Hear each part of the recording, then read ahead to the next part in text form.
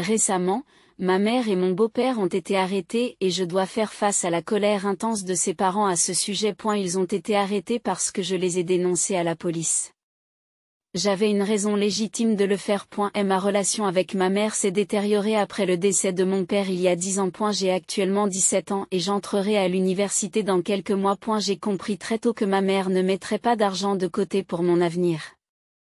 J'ai donc commencé à travailler à l'âge de 10 ans, j'ai occupé divers emplois et j'ai économisé au cours des 4 dernières années. J'ai ainsi réussi à économiser environ $7 000 à ce jour, grâce à mes propres efforts. En outre, j'ai reçu des cadeaux en espèces de la part de parents à l'occasion d'anniversaires et de fêtes, que j'ai toujours épargnés. L'argent était caché à la maison, dans une boîte en bois que mon père avait fabriquée pour moi. Comme ma mère ne m'autorisait pas à ouvrir un compte en banque, je gérais mon épargne de cette manière. Cependant, quelqu'un a découvert cette épargne cachée. Il y a quelques jours, je me suis rendu compte que la boîte était vide. Lorsque j'ai interrogé ma mère à ce sujet, elle m'a dit que mon beau-père avait utilisé les fonds pour investir dans une nouvelle maison. Dès que j'ai compris ce qui s'était passé, j'ai eu l'impression que j'allais perdre la tête. À la maison, il y a eu une violente dispute entre moi, ma mère et mon beau-père, mais comme j'avais 17 ans,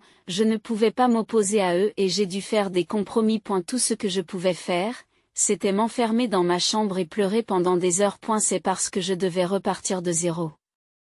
Je n'étais même pas sûre d'avoir assez d'argent pour acheter le nécessaire avant d'aller à l'université. J'étais très déçue et complètement déconcertée. Le jour même, j'ai juré de me venger d'eux.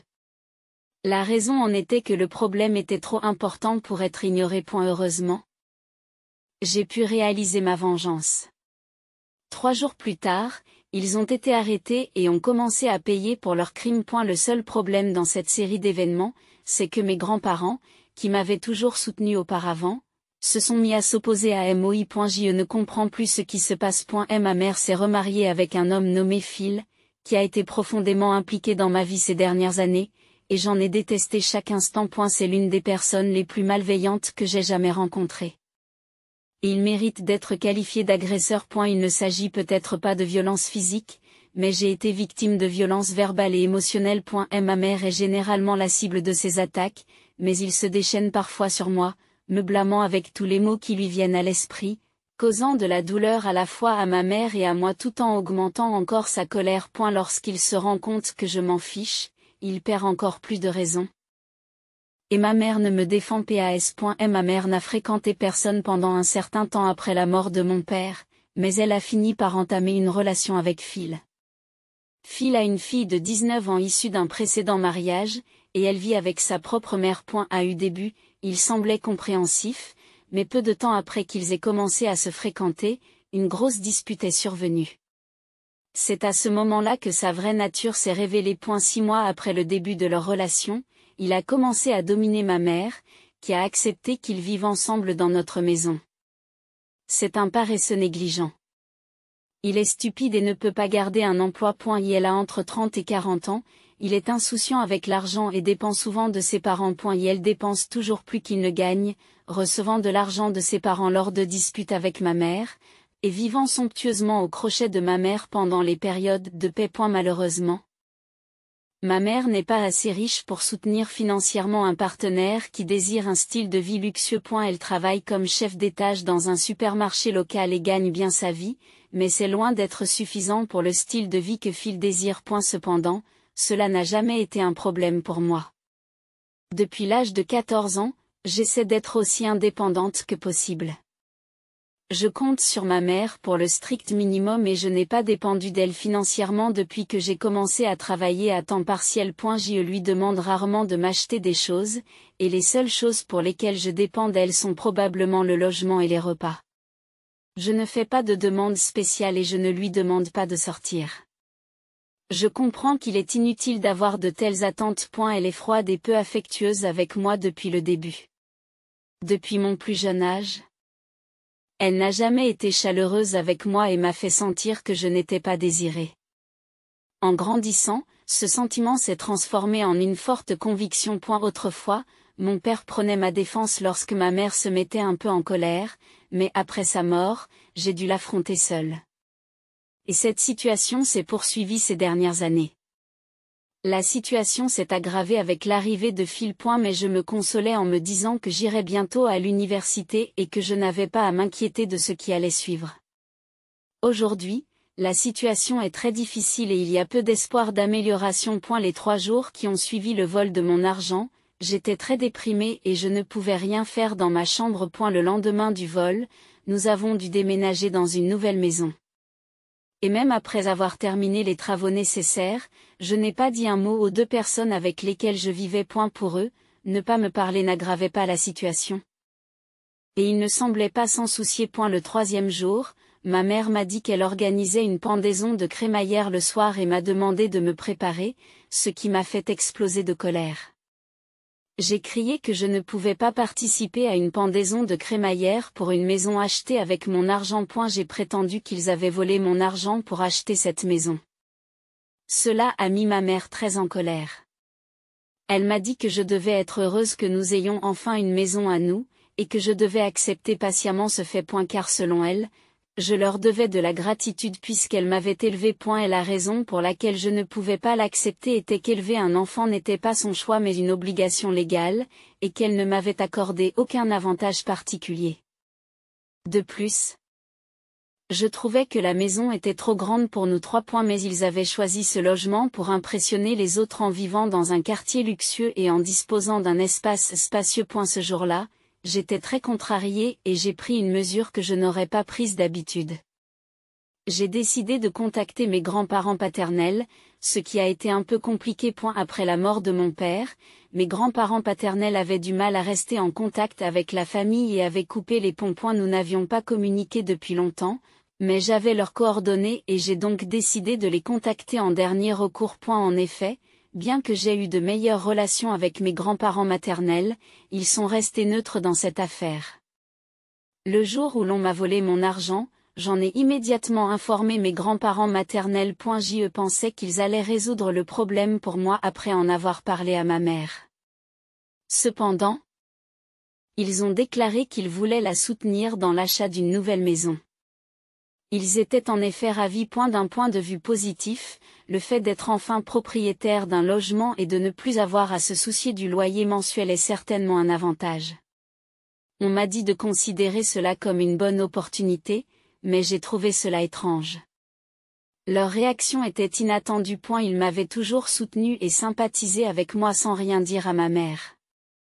Mais cette fois-ci, leur attitude était complètement différente et j'ai eu du mal à la comprendre. Je me suis sentie très en colère contre eux et j'ai coupé les ponts. Le jour où ma mère m'a dit d'endurer, j'ai contacté mes grands-parents paternels, espérant recevoir leur soutien. Je ne savais pas exactement ce que cela impliquerait. Suivant mon intuition, je les ai appelés et heureusement ils ont répondu. Dès que l'appel a été établi, je leur ai raconté tout ce qui s'était passé. J'ai compris qu'ils étaient profondément blessés par la perte de leur fils, mon père, et qu'ils préféraient généralement éviter tout contact. Mais j'ai expliqué que si mon père était encore en vie, il voudrait sans aucun doute me soutenir. Je me suis plaint que ma mère m'avait volé mes économies, rendant vains tous les efforts que j'avais durement gagnés au cours des dernières années. J'aurais pu aller à l'université, mais cette perspective est désormais incertaine. Lorsque j'ai expliqué la situation à mon grand-père, il m'a dit qu'elle causait un certain chaos. En lui posant la question, il m'a dit que mon père m'avait laissé un fonds pour l'université et qu'il ne comprenait pas pourquoi je devais épargner davantage. C'était une nouvelle révélation pour moi. Ma mère n'en avait jamais parlé et je ne lui avais jamais posé directement la question. J'avais supposé que ma mère n'avait rien épargné. En revanche, j'avais complètement négligé la possibilité que mon père ait arrangé quelque chose. Bien que sachant qu'il était mort prématurément, je pensais qu'il n'avait peut-être pas eu le temps de faire quelque chose pour moi. Lorsque mes grands-parents m'ont donné cette information, je l'ai trouvée très intéressante. À ce moment-là, j'étais très en colère et frustrée et j'ai demandé à mes grands-parents s'ils pouvaient fournir des preuves contre ma mère. Ils ont trouvé des documents et m'ont dit qu'ils me les enverraient. En attendant l'appel, Je me suis assise dans ma chambre pour essayer de relier toutes les informations. Et elle était claire que ma mère et Phil conspiraient contre moi et il semblait possible qu'ils aient détourné les fonds de l'université qui m'étaient destinés pour acheter leur nouvelle maison. Je doutais que ma mère puisse s'offrir seule une maison aussi chère et Phil n'avait pas travaillé depuis 3 mois. Je ne pensais donc pas qu'il en avait la capacité financière. Je me suis dit qu'il fallait que j'obtienne des preuves et j'ai envisagé de porter plainte auprès de la police après confirmation. Plus tard, mes grands-parents m'ont contacté et m'ont envoyé des photos de documents signés par ma mère. Le document indiquait que les fonds laissés par mon père devaient être utilisés pour mes études universitaires et une vie confortable. En lisant cela, je n'ai pas pu m'empêcher de rire à gorge déployée. J'avais pensé que ma mère travaillait pour améliorer ma vie, mais maintenant je doutais qu'elle ait signé ce document pour me compliquer la vie. En fin de compte, j'étais furieuse parce que ma mère avait signé les documents. Après la mort de mon père, mes grands-parents paternels nous avaient laissés seuls sans rien dire.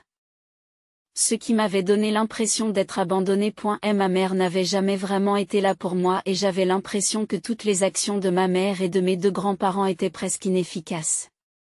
Engloutis dans leur profond chagrin, mes grands-parents paternels ne pouvaient pas me prêter attention. Lorsque je leur ai demandé pourquoi ils ne m'avaient pas montré les documents importants, ils m'ont répondu qu'ils les avaient oubliés juste après la mort de mon père. Finalement, en vieillissant, nous n'avons presque plus parlé et ils ont également vieilli et sombré dans l'oubli.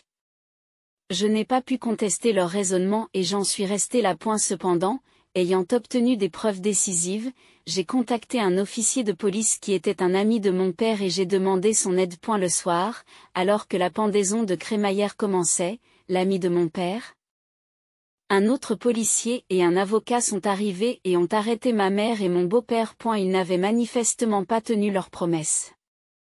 Il ne s'agissait pas seulement de rompre des promesses, mais aussi d'engager des poursuites judiciaires contre ma mère pour avoir violé les termes d'un contrat qu'elle avait signé il y a des années. Alors que j'expliquais la situation aux invités de la fête, ils ont finalement été arrêtés. Ce fut l'un des moments les plus importants de ma vie, celui où mon intégrité a été prouvée. Ils ont été arrêtés à un moment où ils essayaient de faire bonne impression devant de nombreuses personnes, comme d'anciens collègues et amis. À un moment où ma mère et Phil ont été démasqués et arrêtés, tout le monde a été complètement étonné, mais ils ont continué à agir avec arrogance et à me regarder comme si j'étais le méchant. Mes grands-parents maternels étaient également présents à la fête et ont été extrêmement choqués de voir leur fille menottée et emmenée, refusant de me parler par la suite. Ils ne comprenaient probablement pas ce qui se passait. Et il semblait peu probable que l'argent que j'avais à l'origine me soit rendu, et j'avais l'impression que tout ce que je ferais serait vain.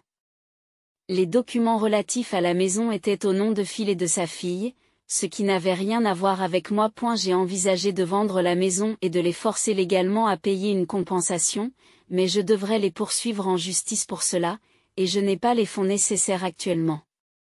Je suis reconnaissante aux amis de mon père qui ont fait de gros efforts pour m'aider. Ma mère et Phil ont finalement été envoyés en prison. Ils n'ont pas pu accepter leur situation et n'ont plus essayé de me contacter. C'est très frustrant. Aujourd'hui, je me sens profondément isolée, et bien que j'ai gagné contre ma mère et Phil à court terme, j'ai peut-être fait des sacrifices importants à long terme. Je n'ai aucune idée précise de la marche à suivre. Je me sens complètement impuissante. Lors de leur arrestation, ma mère et Phil ont essayé de m'arrêter pour parler, mais je n'avais aucune envie de leur parler et j'ai rapidement quitté les lieux. J'ai appelé un taxi et je suis rentrée directement chez moi. Cependant, depuis 3 jours, je logeais chez une amie. Cette amie m'avait soutenue lors de l'arrestation de ma mère, et maintenant je passe mes journées avec son père, un avocat, à essayer de trouver une solution équitable. Au cours de nos conversations, je ressens le besoin d'un soutien financier pour terminer mes études. Le père de mon ami m'a proposé une aide financière, mais j'hésite à accepter l'aide d'autrui. Cela ne me semble pas naturel. Mes grands-parents n'ont toujours pas essayé de communiquer avec moi. Depuis que j'ai reçu les photos des documents de preuve, les conversations avec les 2 groupes de grands-parents ont cessé. Je suis très déçue de la situation actuelle. J'espère surmonter cette situation dès que possible et aller à l'université. Pour l'instant, C'est mon seul espoir. En effet, mes amis m'apportent un véritable soutien, ce qui est inestimable pour moi qui n'ai pas de famille. Pour l'instant, ce sont les seuls qui se soucient vraiment de moi. Des mois plus tard, un nouvel élément surprenant est apparu. Un ami m'a envoyé des informations qui contredisaient ce que je croyais être vrai. Pour ne pas perdre de temps, je vais l'expliquer brièvement. En fait, ma famille avait comploté pour me trahir. Mes grands-parents paternels et maternels étaient impliqués dans ce plan depuis le début. Et ma mère a non seulement utilisé les fonds laissés par mon père à des fins personnelles, mais elle a également obtenu des avantages pour le reste de la famille. Lorsque j'avais 14 ou 15 ans, ma mère était en contact étroit avec eux et, heureusement, elle avait enregistré ces interactions. À titre de preuve, elle a fourni à la police des captures d'écran de conversations qu'ils avaient négligemment menées par courrier électronique. Elle a déclaré que puisqu'elle avait été arrêtée, les autres personnes impliquées devaient être traitées de la même manière. Elle a fait valoir qu'il était injuste qu'elle soit la seule à être poursuivie alors qu'il continuait à dissimuler le complot dont j'étais victime. Récemment, mes grands-parents paternels ont parlé de la preuve des documents que ma mère avait signés parce que leur conscience s'était éveillée et qu'ils regrettaient leurs actions. Croyant que je n'avais pas de fonds, je les ai contactés pour leur demander du soutien, et ils ont finalement décidé de me révéler la vérité. Ils avaient l'intention de partager cette information depuis longtemps. Mais ma mère et ses parents les avaient persuadés de ne pas dire la vérité. La raison en était que cela aurait été désavantageux pour eux. Ils ne peuvent toujours pas justifier leurs actions et ont probablement de profonds regrets. Aujourd'hui, je suis complètement perdu et je ne sais pas ce qu'il faut croire ni comment gérer cette situation. Il s'agit d'un problème très sérieux, et je ne me suis même pas confié à mes amis. Je me sens trahi, blessé et en colère. J'ai l'intention de me réunir pour prendre des mesures et de porter immédiatement plainte auprès de la police. L'étape suivante consiste à en discuter avec un ami de confiance et à lui demander d'en informer également mon père, qui est avocat. Après cette conversation, nous nous assiérons avec un avocat expérimenté pour planifier en détail la manière d'aborder ce problème et d'aller de l'avant de manière positive. Cependant, quels que soient les obstacles, je suis déterminé à entrer à l'université. Cette année, j'ai réaffirmé ma détermination à cet égard. Je n'ai pas l'intention d'abandonner. Je suis déjà prête à chercher le soutien nécessaire auprès du père de mon ami. Je n'ai pas l'intention de payer moi-même mes frais de scolarité, mais j'envisage de lui faire co-signer une demande de prêt étudiant. Ce processus est essentiel pour calculer avec précision le montant retiré de mon fonds fiduciaire. Toutes les personnes impliquées dans cette affaire, y compris mes grands-parents, m'ont non seulement volé mon argent, mais elles m'ont aussi privé de mes rêves et de mes espoirs. C'est pourquoi j'exige qu'ils me rendent les fonds dont j'ai besoin pour vivre de manière indépendante et dans la dignité. Lors d'une discussion avec le père de mon ami et un avocat, ils ont mentionné que, bien que de tels cas ne soient pas rares, l'ignominie des actions et le dégoût qu'elles provoquent restent inchangés. Je trouve cela incroyablement égoïste. Par conséquent, mon avocat et moi sommes d'accord et avons élaboré une stratégie pour prendre des contre-mesures directes. Je ne peux pas me contenter de les regarder s'amuser avec mes fonds. Il est presque certain que cette situation extrêmement difficile se reproduira, mais la prochaine fois, il est très probable que tout le monde, y compris les deux grands-parents, participera. Leur implication dans l'affaire est évidente et ne fait aucun doute. Cette affaire ira probablement jusqu'au procès, mais d'ici là, je m'engage à faire connaître activement les faits. Le procès a duré 3 mois, au cours desquels de nombreux éléments de preuve ont été présentés et des témoignages échangés. Le verdict final a été rendu par la suite. À la suite d'une enquête très détaillée sur la succession de mon père, il a été découvert que ma mère et mes deux grands-parents avaient comploté pour détourner un montant atteignant environ 400 000 $. Ce montant dépassait de loin les estimations initiales. Ce montant comprenait les paiements de l'assurance vie à laquelle mon père avait souscrit et les bénéfices des biens immobiliers vendus en son nom. Le tribunal a non seulement ordonné la restitution intégrale du montant détourné, mais a également décidé d'y ajouter des intérêts et des dommages-intérêts. Ma mère a été reconnue coupable de détournement de fonds publics et de falsification de documents et a été condamnée à une peine d'emprisonnement de 5 ans. elle a été déchue de ses droits parentaux. Phil a été reconnu complice et a été condamné à 2 ans de prison. Il a été condamné à une peine de 2 ans d'emprisonnement pour le vol de mes économies, soit $7 000.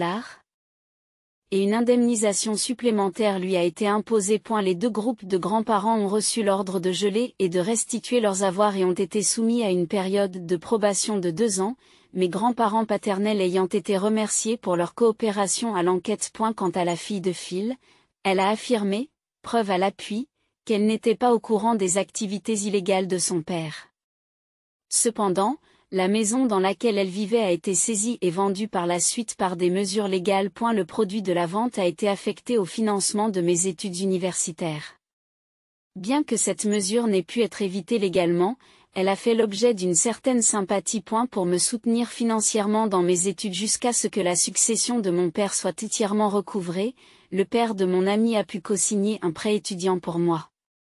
Grâce à ce soutien, j'ai pu me concentrer sur mes études sans souci financier. En fait, grâce à ce procès, le cabinet d'avocats que j'ai rencontré m'a offert une opportunité de stage. Grâce à cette opportunité, j'ai commencé à m'intéresser à la carrière juridique et à envisager un avenir dans ce domaine. Cette expérience m'a donné une nouvelle orientation dans mes aspirations professionnelles. L'affaire a été largement couverte par les médias locaux et a suscité l'empathie et le soutien de nombreux jeunes. Nombre d'entre eux avaient subi des préjudices similaires.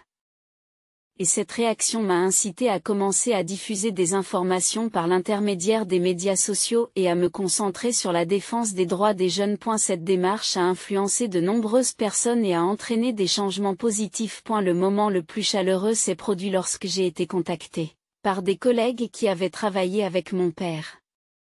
Ils m'ont raconté de nombreuses anecdotes sur son caractère et les efforts qu'il avait déployés pour mon avenir. Ces récits m'ont permis de comprendre la personnalité de mon père d'un point de vue totalement nouveau et de ressentir à nouveau son influence. Bien que je me sois éloignée de ma famille biologique, je suis ouverte à la découverte de nouveaux liens et de nouvelles possibilités. Le soutien inconditionnel de mes amis et de leur famille, les connaissances acquises auprès du personnel du cabinet d'avocats et les conversations avec les anciens amis de mon père ont redonné de l'espoir à ma vie. Ces rencontres m'ont montré de nouveaux objectifs et de nouvelles directions. Et la leçon la plus importante que j'ai tirée de ce procès est l'importance d'avoir le courage de défendre la justice, même si cela implique la perte d'êtres chers. J'ai également appris que la vraie famille ne se résume pas aux liens du sang, mais aux liens du cœur. En allant de l'avant dans la vie, je suis déterminée à avancer régulièrement vers mes propres objectifs, en n'oubliant jamais d'être reconnaissante. Lors de la remise de mon diplôme de fin d'études secondaires, bien que je porte en moi toutes ces expériences, elles ont fini par alléger mon cœur et m'ont permis de participer à la cérémonie avec un esprit positif. Le mois prochain, ma nouvelle vie universitaire commencera dans une nouvelle ville. Je m'engage à ne jamais regarder en arrière et à aller de l'avant. J'ai l'intention de vivre chaque jour en le chérissant, en menant une vie de fierté comme mon père l'a toujours souhaité.